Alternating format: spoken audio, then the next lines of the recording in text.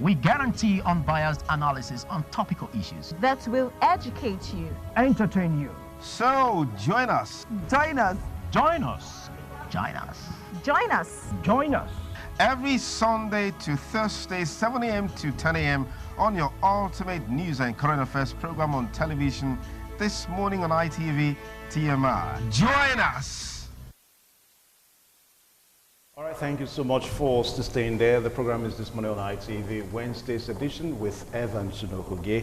I did tell you that we're going to be looking at two key issues today. First and foremost, the change of leadership at the Edo State House of Assembly. On Monday, Edolites, Edo indigenes were kind of taken aback at the development of the Edo State House of Assembly.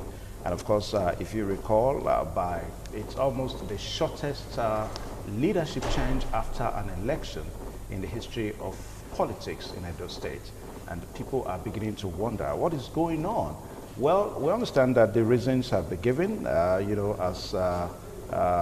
said by one of those that actually made the impeachment, talking about Honorable Henry Okwabo, who said that because of corruption allegation that has been leveled against the former Speaker of the Edo State House of Assembly. But all that seems not to be too okay with political analysts in the state, because for them, the usual razzmatazz that comes before the leadership change at the Edo State House of Assembly did not occur this time.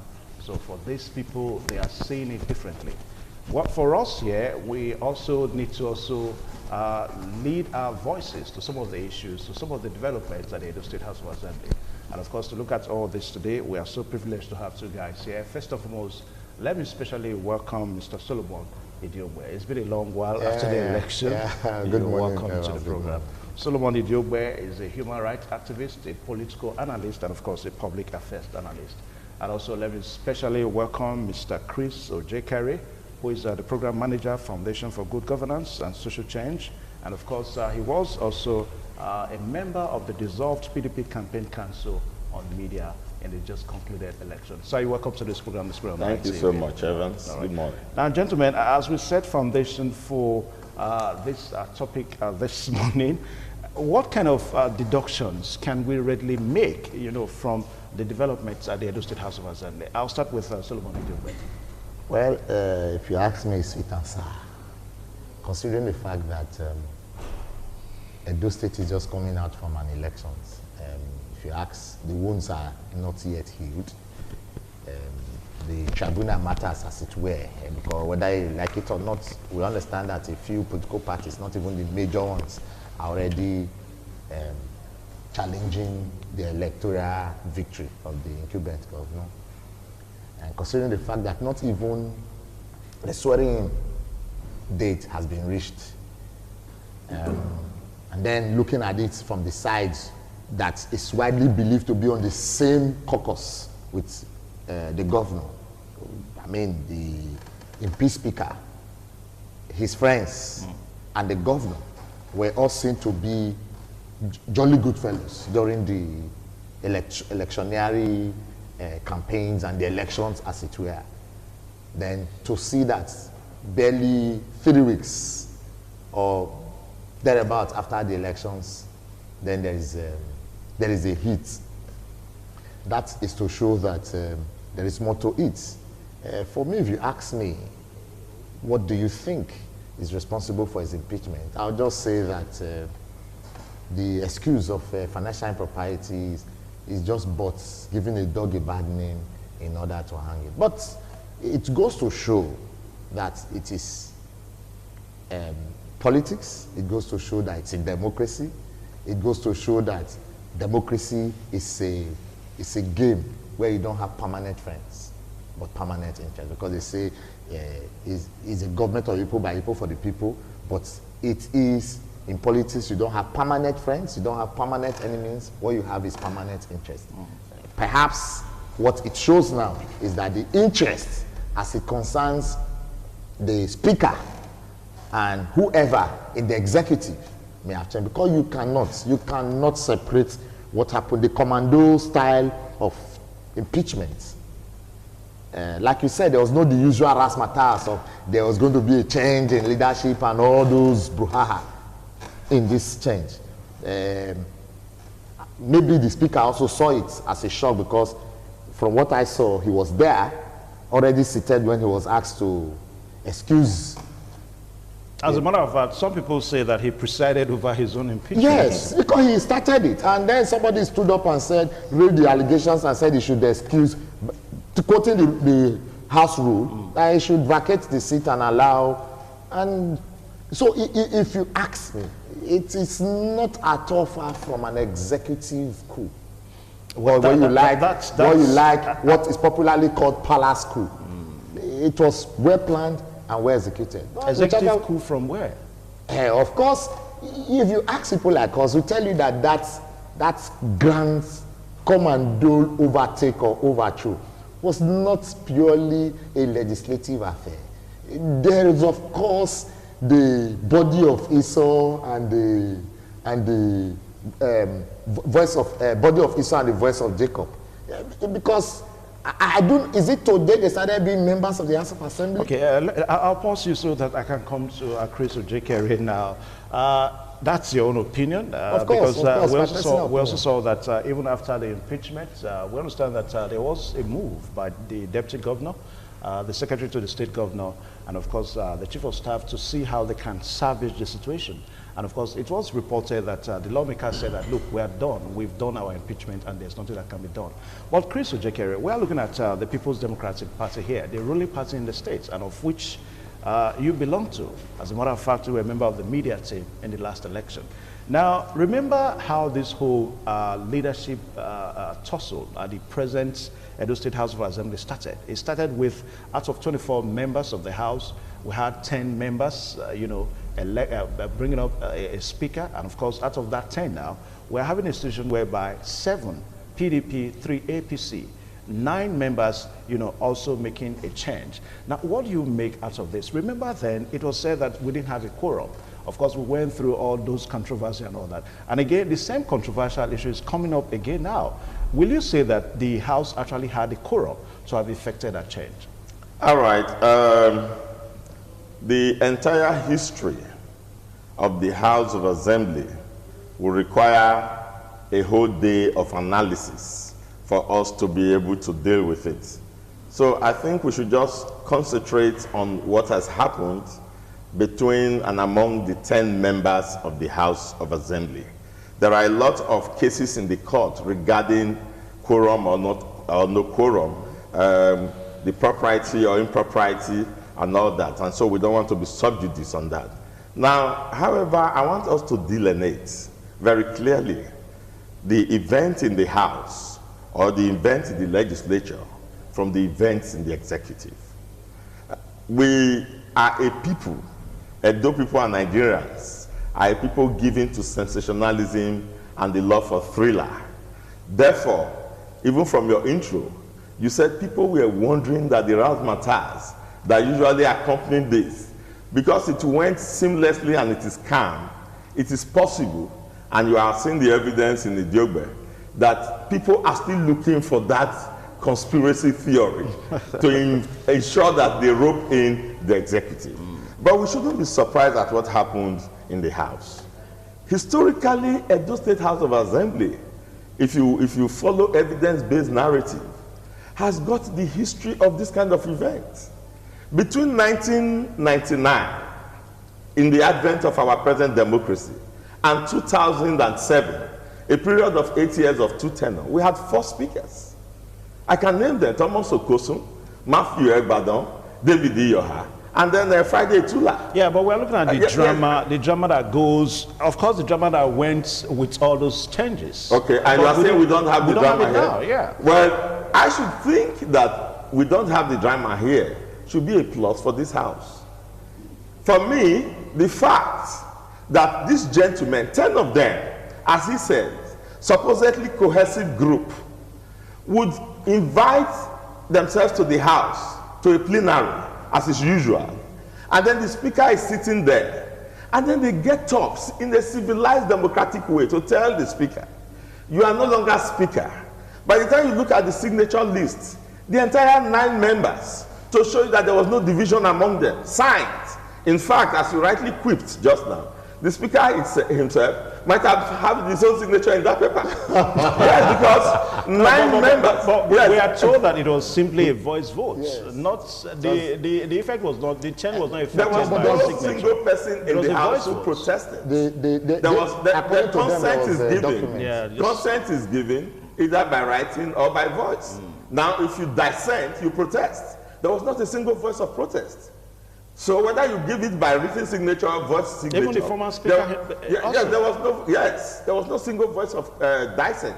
And for me, I thought we should not begin to think that the House have come of age, and some degree of maturity is being seen in the change of leadership.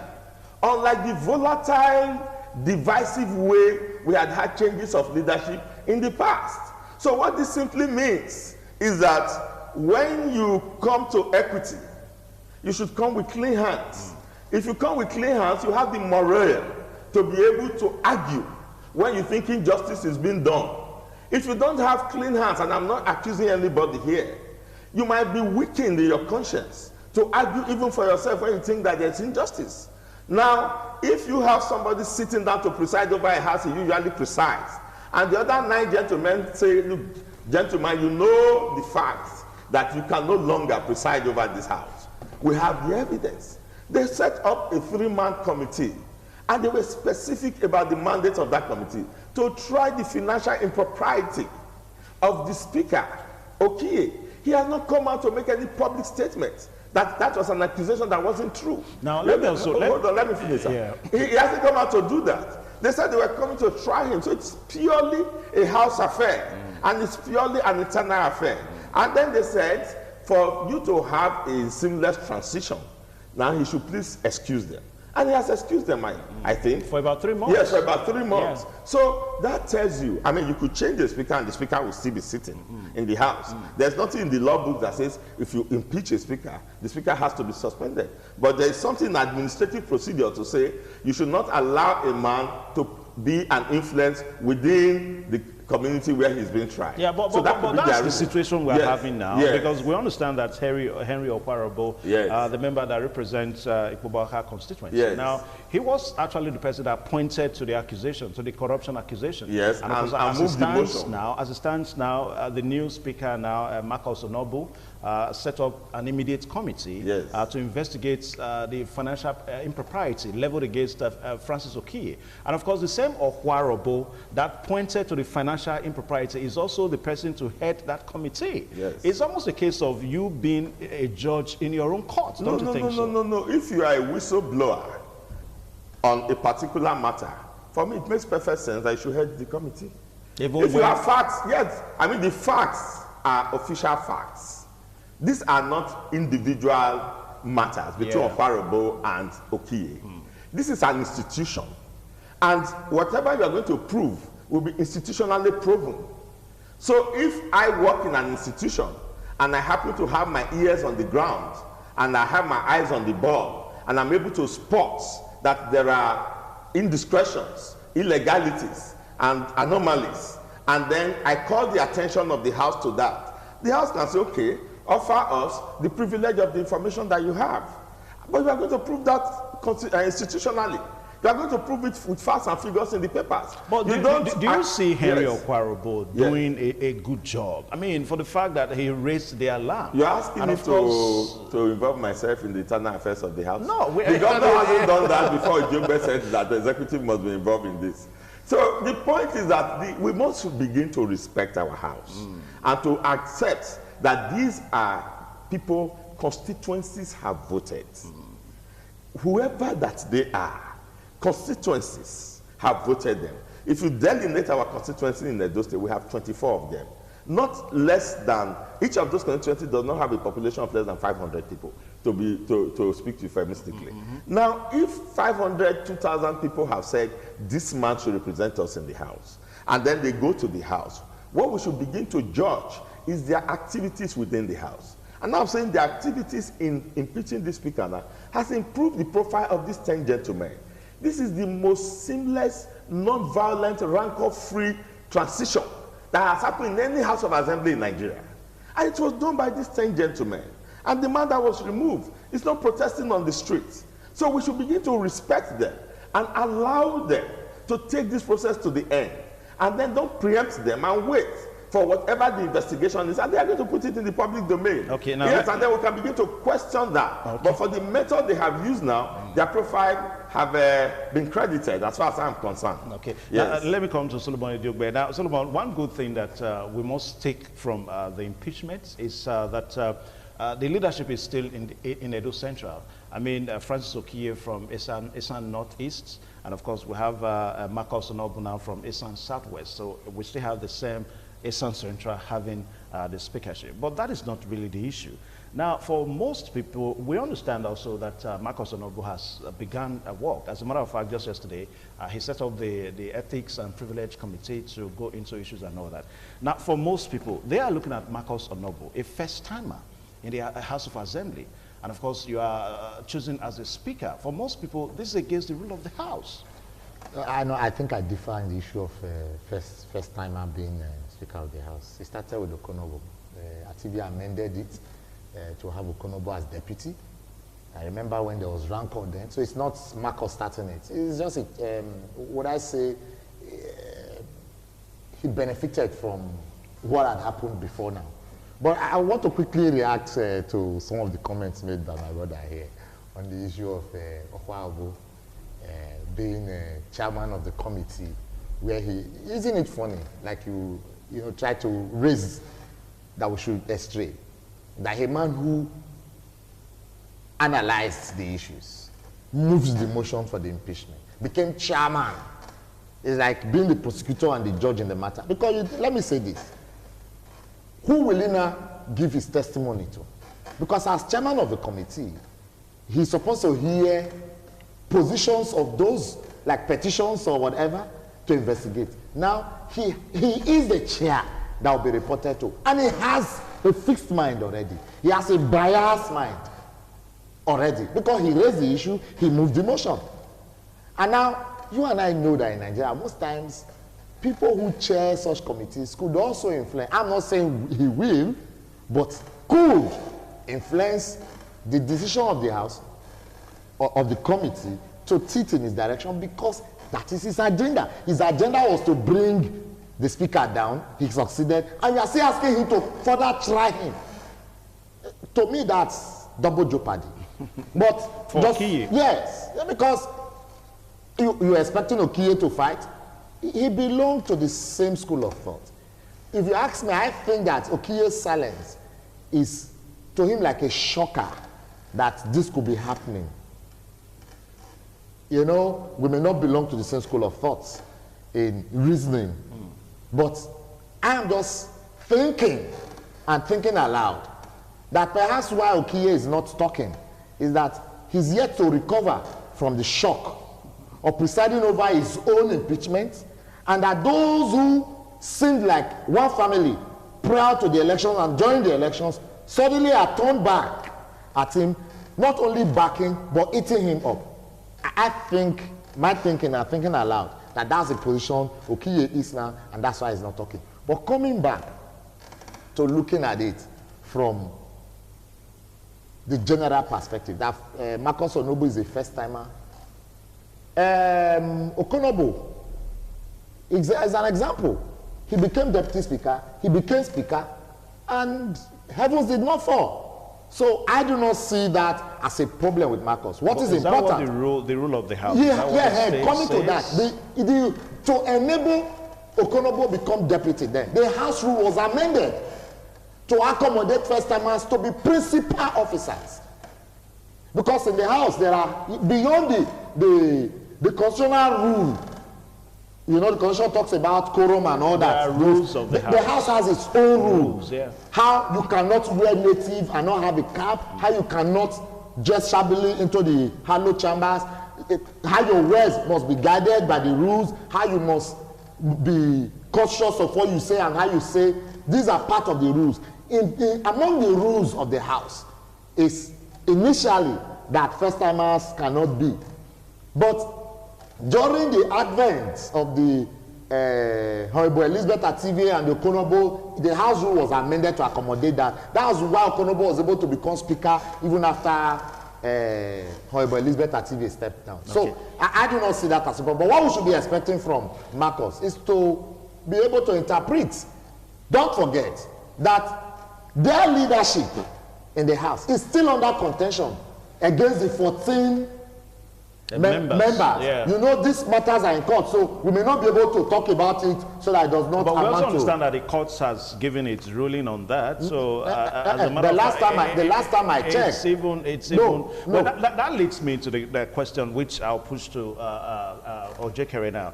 Now, for some people, they begin to see that this is probably connected, you know, to the other 14 members that he talked about. Now, they believe that Francis Okiye was probably one of those that was trying to pacify the executive that, look, these guys, they are ready to come back. Let's accept them. That is one discourse on one corner. Then another discourse is that for most people, they begin to wonder, your own party, the People's Democratic Party, has not come up, this is about the third day now, they've not come up to utter a word on this issue. And yet, these are politics. All right. One thing I have always tried to avoid, because of my background as a civil society person in the development world, is not to discuss things that are not evidence-based. To pick speculations and begin to dwell on it. I think it's time. When issues emanate, you as a journalist, balancing all sides all the time. Yeah. You can be interested in that, but as an analyst, I will discuss what is either officially in the public space or what by other means have been revealed as facts. Now, I don't know for a fact, and I cannot argue for a fact, and I cannot speculate that it has to do with anything outside what has been said. But if I'm to take that angle, Okiye's public utterances about the 14 members is in the public domain. So what do you feel about those utterances? I'm surprised that you are saying that Okiye, they think that it might be with Okiye trying to pacify on the behalf of the 14. I think that's what you said. Yes, that's the way Okiye's some public people utterances about the 14 members is in public domain.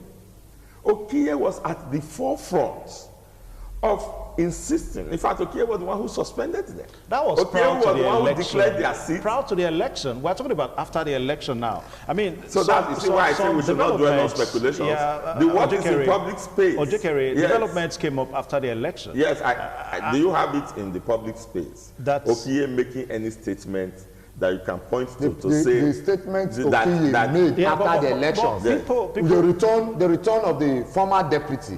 He said it is purely legislative matter, and they will look at it as legislators. Okay. And I think maybe that's what many has interpreted to say to me that he's beginning to have soft spots for because the deputy, the then deputy, was the same person who swore in the other 14 members that now created a more formidable double, if you like, parallel legislative. Anyway, let's I'm saying you can see that all of these dwell in the realm of speculation. That Okiye said these people extrapolated from what he said.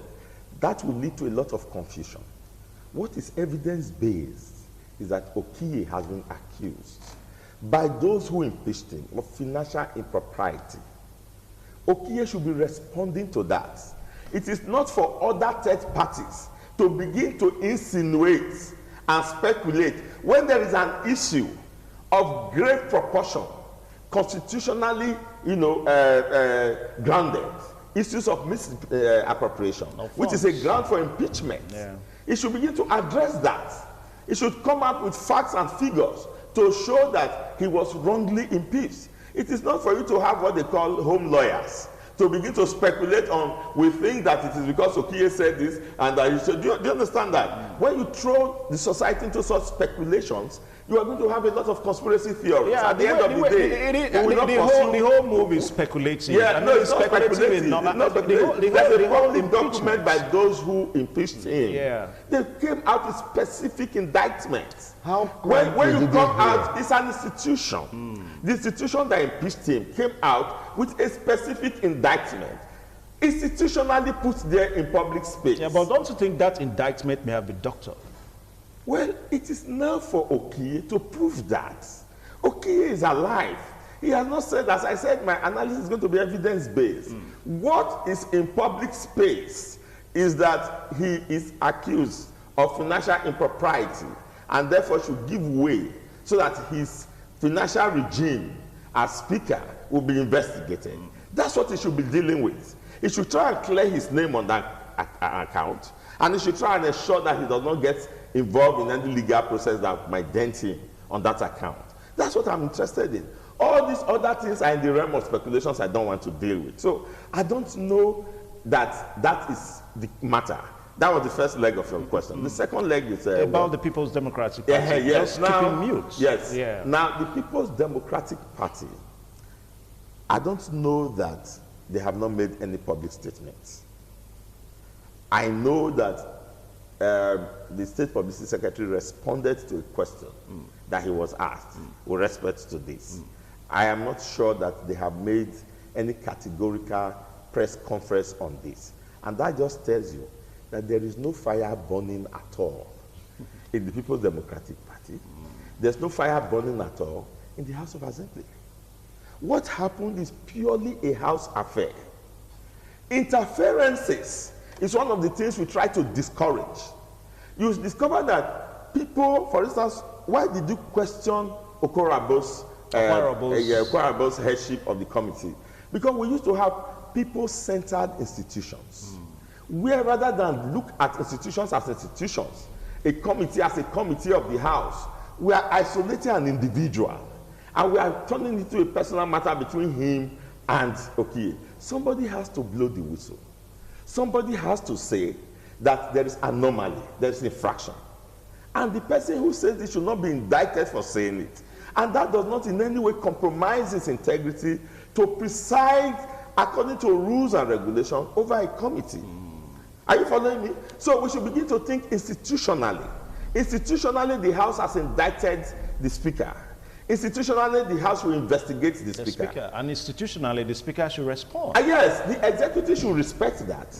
The party should respect that. Okay. Now, it is when we begin to now see anomalies that the party and the executive will now be obliged to come out and make public statements. Okay. Now, Solomon Idiogbe, where do you think this leads us to now? Because the issues are developing. I mean, as it's evolved. Yeah. Where does it lead us to? Let me quickly ask my brother to also think about this. That a judge was assaulted or molested by an individual. The person who molested the judge was arrested by the police, and the matter was brought before the judge in his own court to preside over the matter of his assault. That's the way I see the case before the court. In your point, the case between the judge and the individual. Yeah. This is not the case between Okoroabo. Of course, it's a case between Okiye and the House of Assembly. Are you following me? That's personal. That's what I'm saying. Don't drag it to personal. The point I'm making here is that it was Okoroabo supposedly that saw the issues. It was Okoroabo, same Okoroabo, who moved the motion, which is the arrowhead. And the same Okoroabo is to preside over a matter where he will be tried. That's why I said it's double jeopardy for now, Ojekere, the question we ask again. Funny part. To prove to you that it's a palace school, how would you dissolve the standing committees, sack, if you like, all the aides of the former speaker, and then still retain Blessing Agbebako as chief of staff? Who was the former chief of staff? To the former speaker. To the former speaker. You know, it goes to show that there is more to it that meets the eye. In addition to that, let me ask you, where does it take us? Where does it take us to? It's taking us to a point that we believe that before, for some of us looking at it, speculating too, that before November 11th, more facts. November 12th. And November 12th, rather. Yeah. More facts. Maybe I said that November 11th because it's my birthday. But the actual date is November 12th. Yeah, I said November 11th because November 11th is my birthday. Yeah. So perhaps that's why I decided to remove the one after the 11th. But having said that, I just begin to think that perhaps before the 12th day of November, the basic facts should have been seen. More facts will emerge. And of course, Whether there will be a turnaround or a push ahead, we will see it all. Right, now, where it will only take us is that, one, it has further robust the conversation, the discourse, the negotiation, the political scenario in Edo State is getting, is getting wider. Of course, today, Ojeka and I are trying to understand, because beyond the fact that they said financial improprieties, which has never been mentioned before now, where no suspicion or whatever has happened before now is coming, and we are all still looking that we need facts. We must also give it to Okwarobo, because he said, somebody asked the question, I read through the stories and all that. Now, somebody asked a question, and he said that the House needed not to have, be involved in such a thing. I mean, it was election period. I mean, if they had brought up that issue, it would have heightened the political tension in the state, But what we are really looking at, to Jekere, I thought I was not going to ask you, but I will put it to you again. Now, if you look at the whole scenario one more time, it's cause for suspicion. I mean, Francis Okie, how come Francis Okie did not sense it in any way, did not see it in any way? Because he came on the said day, he came for normal plenary, and of course he asked the clerk of the house, Mr. Omogbai, to read the daily normal proceedings before the plenary starts and all that. It was just at that point that Okwarobo cut in that, hey, look, we have this thing against you. So what do you think played out that Okie did not sense at all? Okay, now, two things we must take note of here. There is what you call my opinion, and then the objective fact of what has happened. The objective fact, I repeat, is that an institution spotted that the leadership has infracted against the rules and therefore have impeached him. But if you ask my opinion about what I think must have played out between and among them, it simply means that the leadership has alienated himself from the rest nine. If you operate within a group and within a community, and then there could be such a plan within the community, and you did not even get wind of it, it means you have isolated and alienated yourself from the community. You no longer have the moral justification to even lead that kind of community, where you cannot even get information. Not one person who was your friend, who could come to breathe to your ears to say, this is what is going on. Even when Julius Caesar was about to be killed in Rome, Artemideus wrote a letter and was standing on the way, reeling out to Julius Caesar all the roles the people going with Julius Caesar are going to play in the killing of Julius Caesar. Before then, the soothsayer had warned Julius Caesar to beware of the Ides of March, which is March 15. And I remember Caesar mocking him on that day, saying the Ides of March has come. And the soothsayer said, but not gone. You get the point? So if you operate within a community, not even a soothsayer could come and breathe to your ear. What it simply means is that you insulated yourself as a leader from the community. That is why you didn't have a friend when you fell. I mean, you're asking my opinion. I want to be kind to the gentleman. That is one point. The second point could be that you are so immersed in the accused point that you simply have no moral lever. Well, we'll say that's an allegation.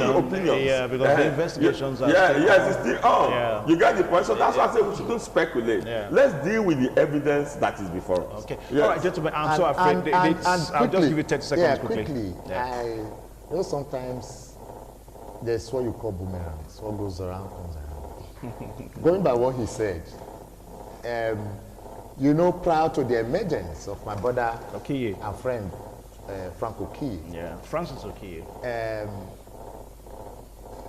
14 members were also kept in the dark, in the knowing that there was going to be a notarial inauguration. All right, so you are saying that it's probably a payback time for him. So, of course, he was also in the dark of the knowing anyway, that he was going. That as but as it is, both Frank, because of time now, because we have Marcus, other segments. they are all our friends, and I congratulate him. And I congratulate the House Assembly for being very civil in their palace coup and their democratic removal a change of battle. All right, gentlemen, I really want to say thank you. And I also want to say a very big congratulations to the new speaker, Marcus Onobo, a very young guy. I've met him once or twice, a very young, articulate guy. And we pray that he succeeds as the new speaker of Edo State House of Assembly. I met the mom some time ago, and she was very, very elated, very, very happy about the son's position. Gentlemen, thank you so much for finding time to come on the program. Pleasure. Thank you too. All right, we'll take a short pause now so that other segments of this program will come your way. Please stay tuned.